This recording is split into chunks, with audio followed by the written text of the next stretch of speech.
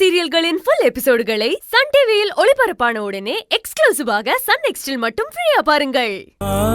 இப்போ உன் வயித்துல குழந்தை இல்ல, அத நீ போய் சொல்லி அம்மா கிட்ட நீ உண்மையா இருக்கணும்னு யோசிக்காத. உண்மையாவே அந்த குழந்தை இல்லைன்னா என்ன நடக்கும்?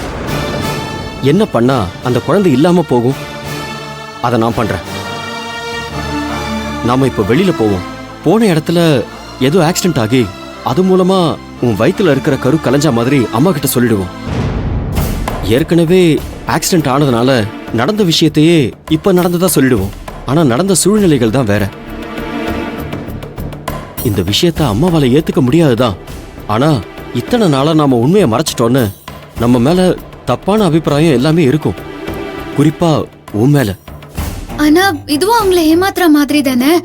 ஒரு பொய்ய மறைக்க பல பொய்கள் வேண்டாம் அர்ஜுன். ஐயோ, அப்படி யோசிக்காத மலர். இத நான் உனக்காக மட்டும் சொல்லல. இந்த உண்மை தெரிஞ்சா அம்மாவோட கோவம் பார்வதி பக்கமும் திரும்பும். அதை யோசிச்சுதான் நான் சொல்றேன்.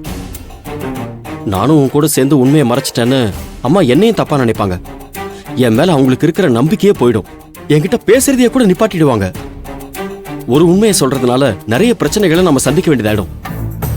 அதுவும் இல்லாம இந்த பிரச்சனை தெரிஞ்சா அம்மாவால அந்த அதிர்ச்சியை தாங்கிக்க முடியாது. அவங்களோட ஹெல்த் கண்டிஷனையும் யோசிச்சுதான் நான் இதை சொல்றேன்.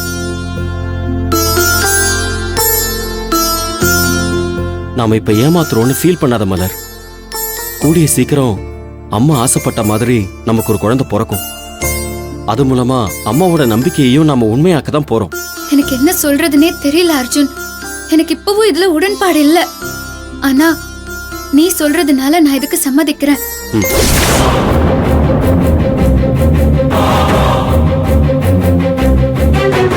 என்ன நம்பு மலர், நான் பாத்துக்கிறேன். நான் சொன்ன மாதிரி எல்லாமே நடக்கும். நீ வெயிட் பண்ண. நான் அம்மா கிட்ட போய் வெளியே போறோம்னு சொல்லிட்டு வந்துடுறேன்.